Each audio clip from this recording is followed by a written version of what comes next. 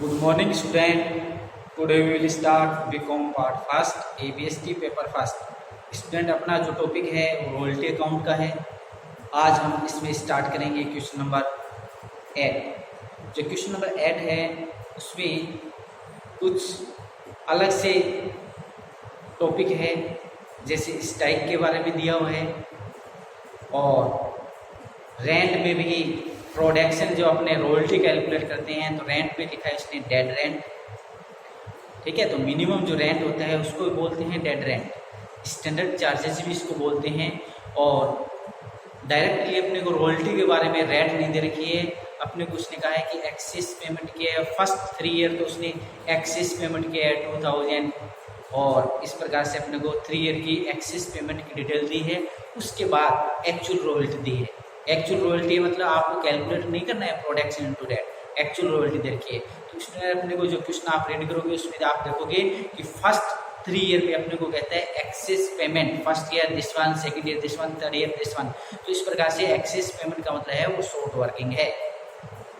फिर 4th year से अपने को कहता है एक्चुअल रॉयल्टी दिस वन। इसका मतलब एक्चुअल रॉयल्टी आपको कैलकुलेट करके इसने दी है। और मिनिमम रेंट की बात है तो मिनिमम रेंट अपने को 2000 दिया हुआ है। इसके बाद स्ट्राइक की हम बात करें तो स्ट्राइक के लिए अपने को इसने बताया है कि स्ट्राइक के जब ये रहेगी तो उसको रॉयल्टी को लेस देन कर दिया जाएगा मिनिमम रेंट तक। ठीक है, कहने का मतलब यदि स्ट्राइक रहती है उस वर्ष आपका रॉयल्टी है वो मिनिमम रेंट के इक्वल मान ली जाएगी। रॉयल्टी को एक्सेस नहीं करेंगे, अधिक नहीं करेंगे। ठीक है, स्ट्राइक रहेगी तो जो आपका मिनिमम रेंट है वो ही रॉयल्टी माना जाएगा यदि रॉयल्टी अधिक आती है तो। ठीक है, तो इस प्रकार से अपने को टेबल क्रिएट करनी है। तो टेबल में विशेषकर थोड़ा ध्यान रखना है। उसके बाद अपने को एंट्रियाँ करनी है मिनिमम रेंट मेथड के अकॉर्डिंग। तो मिनिमम रेंट मेथड स्टूडेंट मैंने आपको लास्ट क्लासों में बताया था। मिनिमम रेंट मेथड में अपने को लेसी ग्रुप में आप ईच ईयर 3 एंट्री कंप्लीट करते हो, उसमें कितनी होगी 4 एंट्री कंप्लीट की जाएगी। फर्स्ट जो एंट्री होती है उसके आपको फर्स्ट एंट्री जो royalty show account DR, short working DR to landlord वो आपको नहीं करनी है। उसके स्थान पर क्या करना है royalty DR, short working DR to minimum rent और फिर सेकंड एंट्री करनी है minimum rent DR to landlord. ये मैंने पहले भी एक्सप्लेन की थी, इस क्वेश्चन में हम एंट्री करेंगे। तो अब हम स्टार्ट करते हैं इसकी टेबल क्रिएट करना। यस,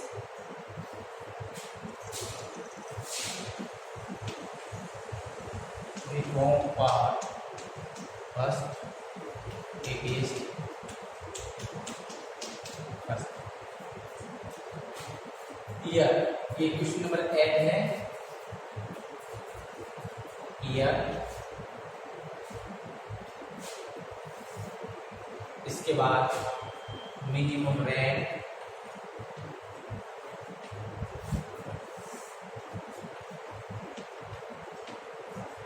रॉयल्टी, शॉर्ट वर्किंग और एक्सेस वर्किंग होता है। इसके बाद शॉर्ट वर्किंग की ही 2 कॉलम है, रिकूप और P&L। फिर नेट पेमेंट होता है, नेट पेमेंट और balance of short working, balance of short working. तो ये कॉलम क्रिएट किए जाते हैं। ईयर में हम लेटेस्ट बना देते हैं इसको। अपने पास जो डिटेल है वो इसमें दी है इसने 7 ईयर के लिए। तो ये 7 ईयर के लिए है, यहाँ से स्टार्ट करें।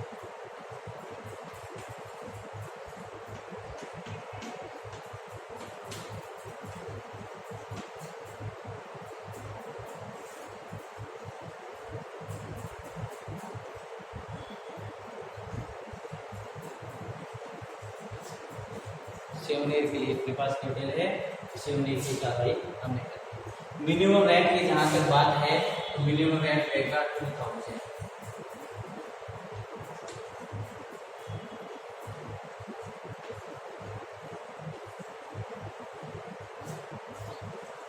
और लास्ट ईयर में मैंने डैश किया है तो उसमें अपने को कहा है इसने कि यदि स्ट्राइक रहेगा तो आपका प्रोडक्शन कम होगा, मीन्स रॉयल्टी कम होगी, तो मिनिमम रेंट को लेस कर दिया जाएगा, मतलब कम कर दिया जाएगा।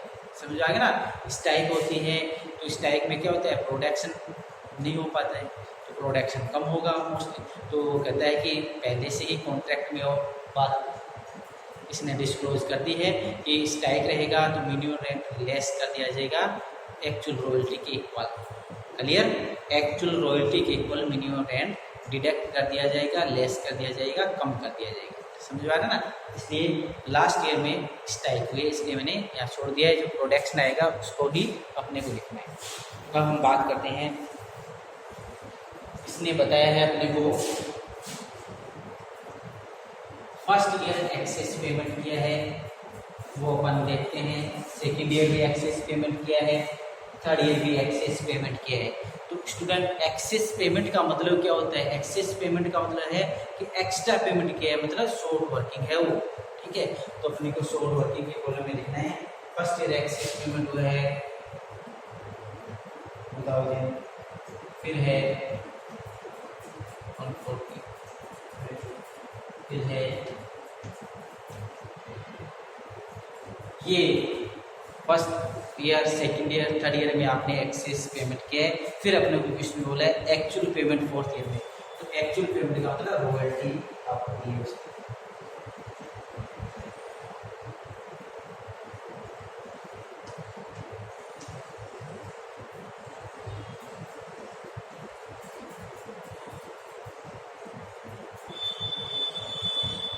ये स्ट्राइक वाला है, इसलिए रॉयल्टी इसमें आप देख पा रहे हो रॉयल्टी बहुत कम है।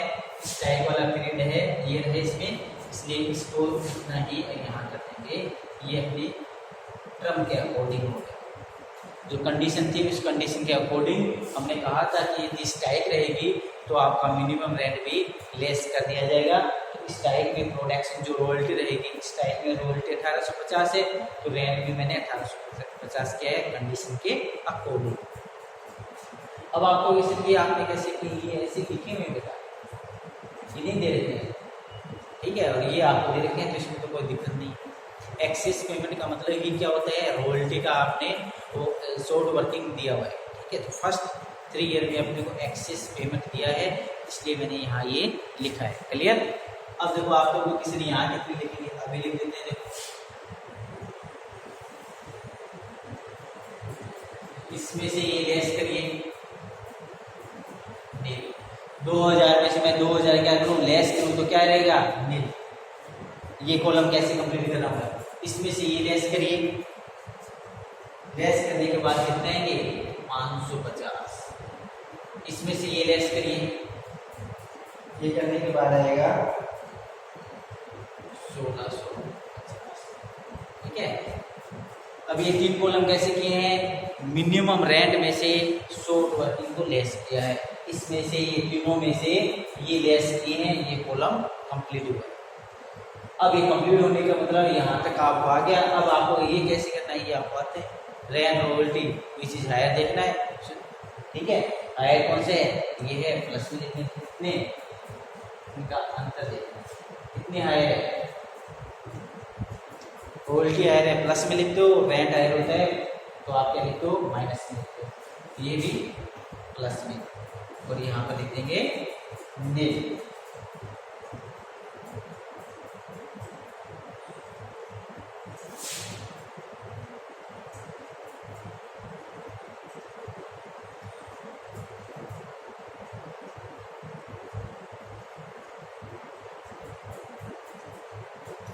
अब आपको यहाँ तक आप नोट करिए, उसके बाद अपन देखते हैं रिक्रूटमेंट की कंडीशन क्या है। रिक्रूटमेंट की कंडीशन के अकॉर्डिंग ही अपने को करना है।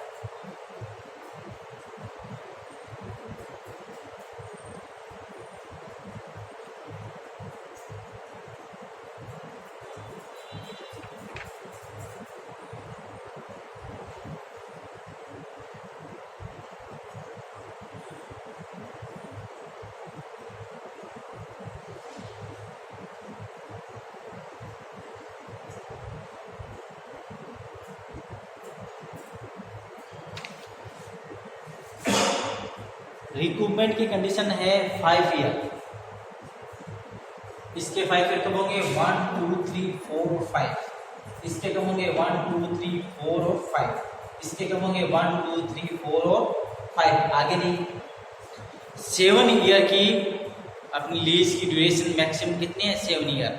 तो इससे पहले वाली क्लास में ही मैं एक्सप्लेन कर रहा था कि जब आपकी लीज की ड्यूरेशन यदि शॉर्ट में है 7 ईयर के लिए है, जैसे इसमें जैसे 10 ईयर 20 ईयर 90 ईयर देर के कोई प्रॉब्लम नहीं है, बट ये शॉर्टेज वाली ड्यूरेशन होती है तो अपने को ध्यान रखने वाली है। 7 ईयर है, 7 ईयर आपके सामने देख पा रहे हो। रिक्रूटमेंट की कंडीशन क्या है नेक्स्ट 5 ईयर, क्या है नेक्स्ट 5 ईयर। तो इसके 5 ईयर कब होंगे 1 2 3 4 और 5। इस टेबल में ये 2000 का अपने को एडजस्टमेंट करना है, रिक्रूप हो तो रिक्रूप करना, अन्यथा P&L में ट्रांसफर करना है। इसकी भी डेट यही एक्सपायर होगी 1 2 3 4 5। इसका भी एडजस्टमेंट इसी टेबल में किया जाएगा, रिक्रूप अन्यथा P&L। इसका 1 2 3 4 अब ये 350 है, इसके 5 ईयर इस टेबल में कंप्लीट नहीं होंगे, आगे अपने पास ड्यूरेशन नहीं है। 7 ईयर का है, 7 ईयर के अपने पास है, 7 ईयर के पास अपना कोई कॉन्ट्रैक्ट नहीं रहेगा, इसलिए इसमें इसकी डेट एक्सपायर नहीं हो रही है, रिक्रूटमेंट की डेट एक्सपायर नहीं हो रही है, बट लीज की डेट एक्सपायर हो रही है, इसलिए इसको इसके बाद यहाँ पर लास्ट ईयर में इसको अभी आपको एडजस्टमेंट करना है। डेट एक्सपायर नहीं हुई है, लीज की डेट एक्सपायर होगी ना, इसलिए इसको भी आप रिक्रूट कर पाओ तो ठीक है, उनका P&L में ट्रांसफर करना है। समझ आ गया ना। अभी टेबल बनाते हैं और देखना, यहाँ लिखेंगे नील, यहाँ पर भी nil. Payment which is higher, balance और शॉर्ट वर्किंग यहाँ से इंक्रीज होता है, ये 2000। फिर चलते हैं रिक्रूट नहीं होगा, माइनस में है, P&L में ट्रांसफर नहीं करेंगे, डेट एक्सपायर नहीं हो रही है, पेमेंट विच इज हायर 2000। और बैलेंस पहुंच चुका है, बैलेंस ऑफ शॉर्ट वर्किंग, ये प्लस ये। फिर चलते हैं नेल, माइनस में इसलिए नेल, रिक्रूट की डेट एक्सपायर नहीं हुई है, nil. Payment which is higher 2000 और बैलेंस इस वन प्लस ऐड में ये करेंगे अपन, तो ये पहुंच गए हैं 3800। फिर चलते हैं प्लस में आ गया स्टूडेंट, अब तो प्लस में आ गया रिक्रूट कर लीजिए, ठीक है। लॉस तो बहुत अधिक है, बट यहाँ प्लस में मैक्सिमम यहाँ जो होता है वो अमाउंट देख सकते हैं। तो 750 रिक्रूट किया, डेट अभी किसी की एक्सपायर नहीं है, इसलिए nil. Payment which is higher less this one, तो ये रहेंगे 2000, ठीक है। अब यहाँ मैं कैलकुलेशन नहीं लिख रहा हूँ, which is higher less this one equal 2000। और अब यहाँ कितने रहेंगे, इन दोनों में से कहीं भी आप लिखते हो तो बैलेंस क्या हो जाता है, लेस कर दिया जाता है, कम कर दिया जाता है। तो आप 3800 में से 750 लेस करोगे तो बैलेंस रहेगा कितने। फिर चलते हैं प्लस में है 1250, लॉस अधिक है बट मैक्सिमम अमाउंट हमने रिक्रूट की है, डेट किसी के एक्सपायर नहीं है, नील।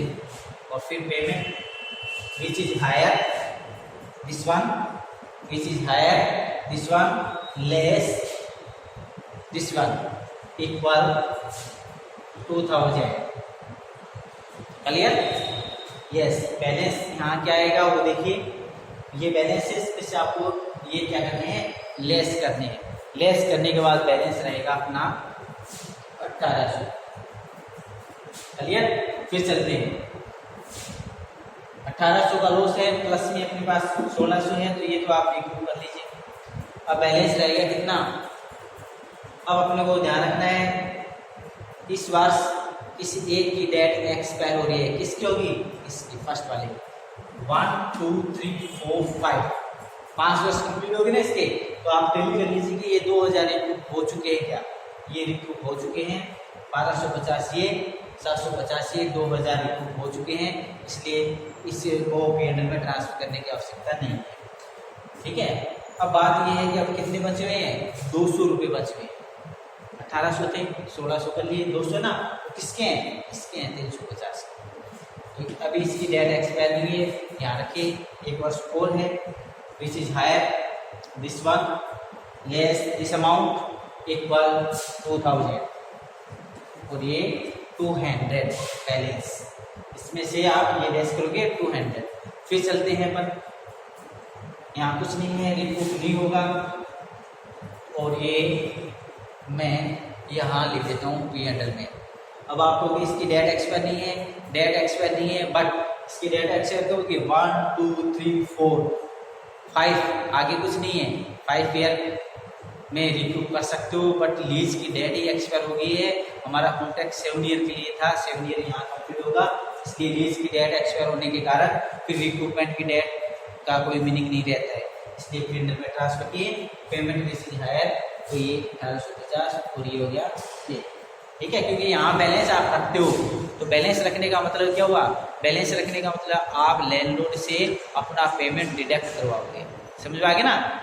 यहाँ बैलेंस रखते हो, इसका मतलब क्या है? आप रिकूपमेंट करना चाहते हो। तो इसके बाद, इस टेबल के बाद ये कॉन्ट्रैक्ट ही फिनिश हो जाएगा, लैंडलॉर्ड लेसी के बीच में कोई कॉन्ट्रैक्ट नहीं रहेगा, तो रिकूपमेंट तो नहीं करोगे आप, समझ आ रही है ना बात। ये ट्रांसफर, तो इसको आप नोट करिए और नोट करने के बाद फिर अपन इसके अकाउंट स्टार्ट करेंगे। इसमें अपने को एंट्रियाँ पूछी है तो अपन एंट्री करेंगे, और अकाउंट अपने को इसमें नहीं पूछी है, मेन एंट्रियाँ है दोनों की बुक में, लैंडलॉर्ड और लेसी की बुक में एंट्रियाँ कंप्लीट करनी है, तो एंट्री अपन भी करेंगे मिनिमम रेंट के अकॉर्डिंग। आप टेबल नोट करिए, टेबल में ये ध्यान रखना है, ये अपने को क्या दे रखा है? एक्सेस पेमेंट, तो एक्सेस पर पेमेंट का मतलब है शॉर्ट वर्किंग वाले में लिखना है, और एक्चुअल रॉयल्टी ये है, ये एक्चुअल रॉयल्टी में लिखना है, ठीक है। तो इस प्रकार से अपने को ये कंप्लीट करना था, और अब इसके एंट्री अपन स्टार्ट करेंगे। तो इसमें मेन जो बात समझने वाली थी स्टूडेंट, वो क्या थी? समझने वाली इसमें बात क्या थी? जब लीज की डेट एक्सपायर हो जाती है, जब लीज डेट एक्सपायर हो जाती है तो रिकूपमेंट की डेट का कोई मीनिंग नहीं रहता है, समझो आगे ना। रिकूपमेंट की डेट का कोई भी मीनिंग नहीं रहता है। आप रिकूपमेंट लेना चाहते हो, रिकूपमेंट का मतलब क्या होता है? रिकूपमेंट का मतलब होता है कि लैंडलॉर्ड के द्वारा हमारा पेमेंट कम किया जाएगा, यही होता है ना, अपना पेमेंट कम करवाते हैं, यही रिकूपमेंट होता है। बट अपना जब कॉन्ट्रैक्ट ही कंप्लीट हो गया, अपने को उसको कुछ पेमेंट करना ही नहीं है, तो रिकूपमेंट की बैलेंस रखने का, बैलेंस ऑफ शॉर्ट वर्किंग रखने का कोई मीनिंग ही नहीं। इसलिए मैंने क्या किया, ये 200 ट्रांसफर की है। क्योंकि अपनी इसकी डेट, लीज की डेट एक्सपायर हो गई है, लीज की डेट 7 ईयर इसमें दी हुई थी, इसलिए मैंने ट्रांसफर किए, समझ आ गया ना। इस प्रकार से ये टेबल हमने क्रिएट की। नेक्स्ट क्लास में स्टूडेंट हम स्टार्ट करेंगे इनकी बुक में एंट्रियाँ करना। थैंक्स।